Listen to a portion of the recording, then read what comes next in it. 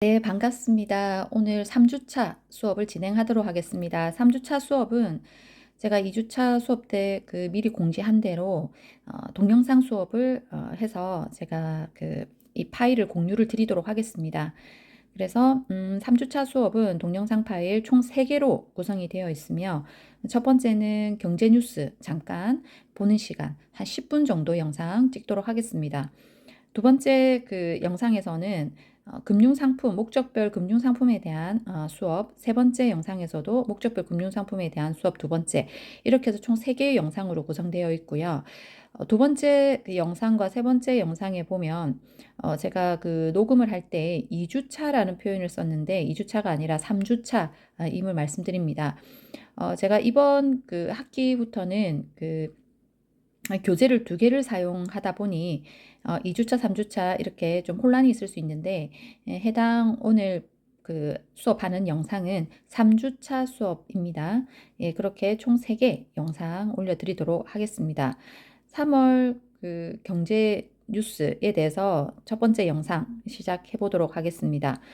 우리 3월 경제 뉴스 중에서 이번 주에 나와 있는 뉴스 보니 2가지 정도 주제가 여러분들에게 도움이 될 것 같아서 소개해 드리려고 합니다. 그중 하나는 한국의 성장률입니다.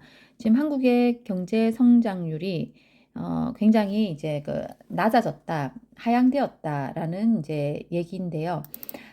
내용을 보면 제가 빨간 박스 되어 있는 부분을 중점으로 해서 보도록 하겠습니다.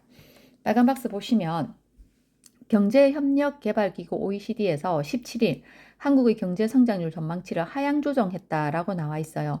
작년 12월에 올해 한국 경제가 2.1% 성장할 거라고 예상을 했었는데 이를 낮춰 잡았다라고 되어 있죠.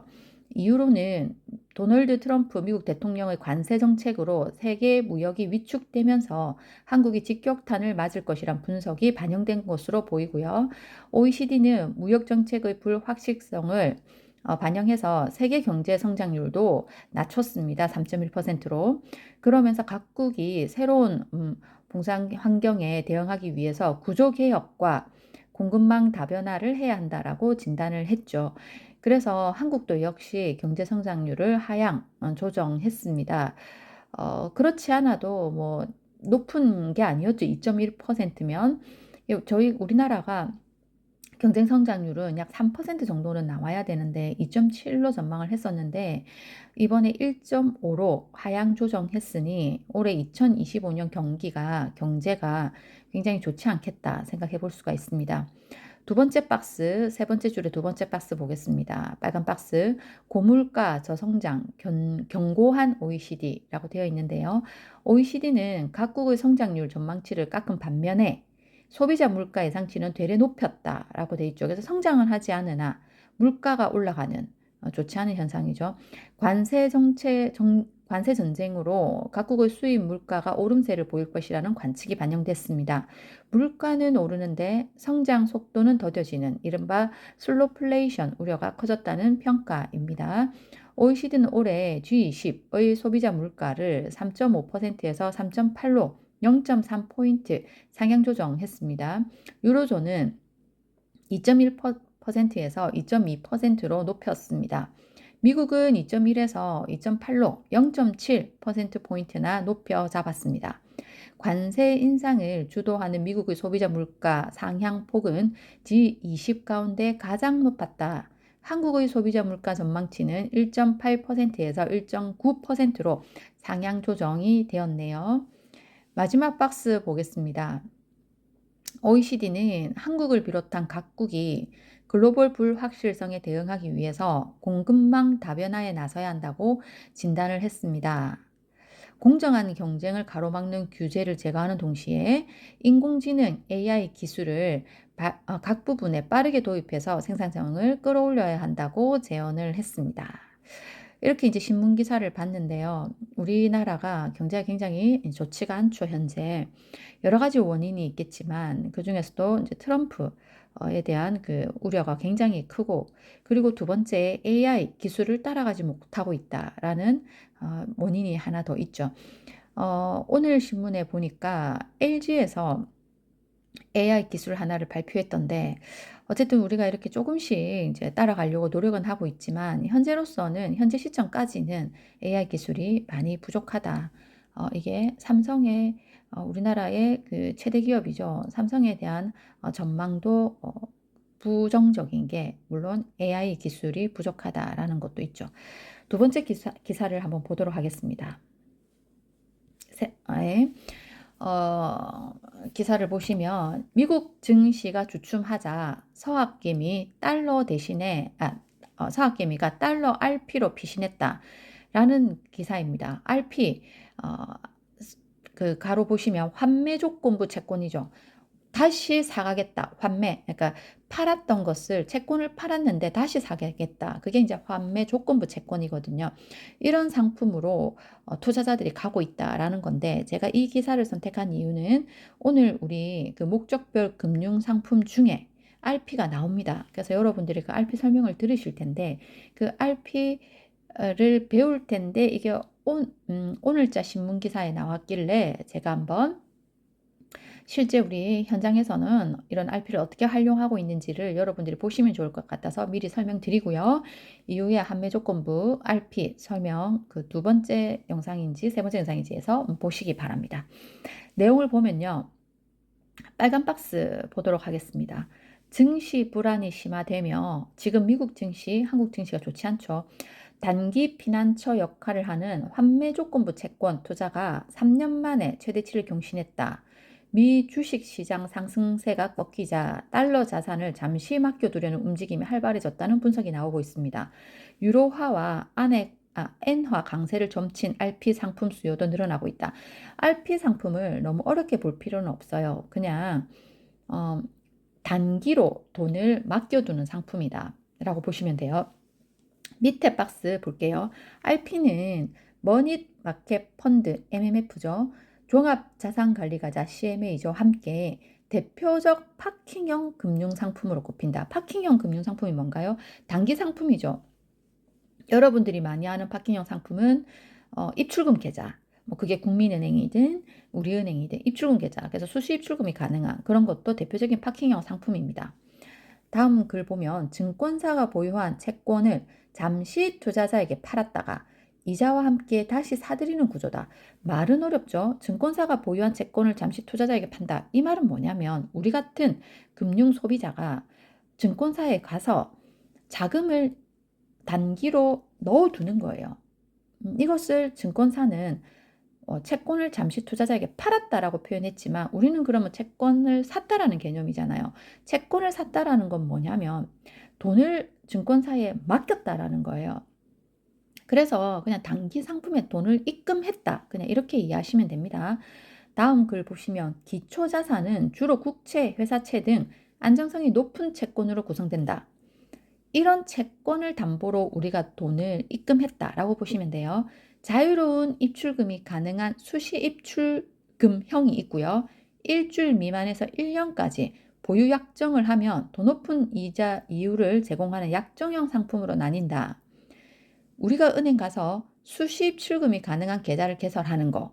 그게 RP고요. 그 다음 은행 가서 6개월, 1년 단위로 예금을 가입한다. 이것도 RP로 된다라는 거예요. 그 다음 보시면 원화 RP를 기준으로 주요 증권사의 평균 수익률은 연 2.25에서 2.5 정도랍니다. 연 0.1%인 수준인 시중은행 수지 입출금 계좌보다 수익률이 높죠. 그래서 인기가 있습니다. 최근 RP 잔액을 끌어올린 상품은 달러 RP입니다. 달러 표시 채권을 기초자산으로 삼아서 연 3%대의 수익률을 올릴 수 있다는 건데, 즉 우리가 만약에 뭐 유동성 자금, 여유 자금 100만 원이 있으면 이것을 증권사에 가서 달러 RP로 넣어주세요라고 하면 이 100만 원이 달러로 이제 바꾸는 거죠. 달러로 바꿔서 이것을 예금하는 겁니다. 뭐 그것을 이제 6개월 하든 1년 하든 그렇게 했을 때 연 3%대의 이제 이자를 준다라는 거예요. 그럼 이제 달러 베이스 RP 상품이 인기가 있다. 이제 이 말입니다.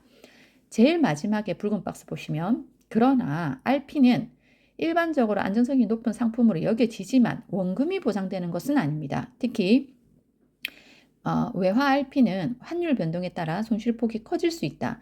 환차익엔 세금이 없지만 이자 수익엔 이자 소득세도 있다. 이 말인데 설명을 드리면 RP 상품은 예금자보호법이 되지 않습니다. 그렇기 때문에 만약에 이 RP 상품을 개설한 증권사가 파산했을 때는 우리의 자금도 위험할 수 있다. 이 얘기고요. 그리고 외화 RP는 즉 뭐 달러로 바꿔서 넣든 엔화로 바꿔서 넣든 RP는 환율이 바뀌면 환율이 변동되면 그 리스크가 투자자에게 오겠죠. 예, 그래서 우리가 그 달러 베이스 그 RP를 넣을 때는 환율이 1,500원이었는데 내가 찾을 때는 1,400원이었다. 그런데 그 RP 상품에 전혀 문제가 있는 게 아니라 환 때문에 약 뭐 7, 8% 이제 손해가 날 수 있습니다. 예, 그런 것들은 감안해야 되고요. 또 이 RP에 이제 그 자금을 넣었다가 뺄 때는 이자가 붙잖아요. 그 이자에 대해서는 이자 소득세 15.4%가 부과된다라는 설명을 하고 있습니다. 이렇게 RP 상품이 지금 인기가 있는데 RP 상품이 우리 목적별 금융상품 수업 자료에 나오기 때문에 참고로 제가 안내를 드렸습니다. 예, 공지사항 공지하고 이 첫 번째 영상을 마치겠습니다. 첫 번째 이제 과제입니다. 제가 과제는 그 도어에 올려뒀습니다. 기간 넉넉히 잡았기 때문에 기간 감안해서 과제 반드시 제출해 주시고요. 과제 점수는 15점입니다. 그렇기 때문에 꼼꼼히 작성해서 올려주시면 감사하겠습니다. 두 번째 출결입니다. 여러분들께서 수업 시간 온라인 말고요. 우리 오프라인 지난주죠. 수업을 했을 때 마치고 나서 출결이 잘못되었다고 말씀해 준 학생이 있었습니다. 그런 식으로 출결이 잘못되었을 때는 수업을 마치고 그 자리에서 바로 확인해서 저한테 말씀을 주셔야 그 자리에서 수정을 해야 됩니다. 일주일이 지나면 수정이 불가능하죠. 그러면 출결 수정 기간이 있지만 그때는 서로가 그 출결이 잘못된 원인에 대해서 파악이 안 될 경우에는 출결 수정이 어렵습니다. 예, 그렇기 때문에 매주 확인해 주시고요. 그리고 혹시 수업에 참석을 못하는 학생은 원인이 정확히 있다면 수업 전에 저에게 전화라든지 이메일로 알려주시면 되고요. 그렇지 못한 경우에는 적어도 수업이 진행되고 나서 일주일 이내 저에게 관련 서류를 가지고 이제 제출해 주시면 수정을 해드리도록 하겠습니다. 이후에 혹시 수정을 해야 되는 상황이 발생하면 이것도 똑같이 출결 수정 기간에 수정을 해야 되는데 그때는 또 그 원인 서류가 정확하지 못하고 또는 서로의 기억이 정확하지 못하면 수정이 불가능할 수도 있기 때문에 이 점 유념해서 출결은 그때그때 확인을 해서 알려주시면 되겠습니다. 이렇게 첫 번째 수업을 마치고요. 영상을 마치고 두 번째 목적별 금융상품, 세 번째 목적별 금융상품 2 해서 연달아 수업을 들으시고 오늘은 이렇게 온라인 수업으로 마무리를 하도록 하겠습니다. 감사합니다.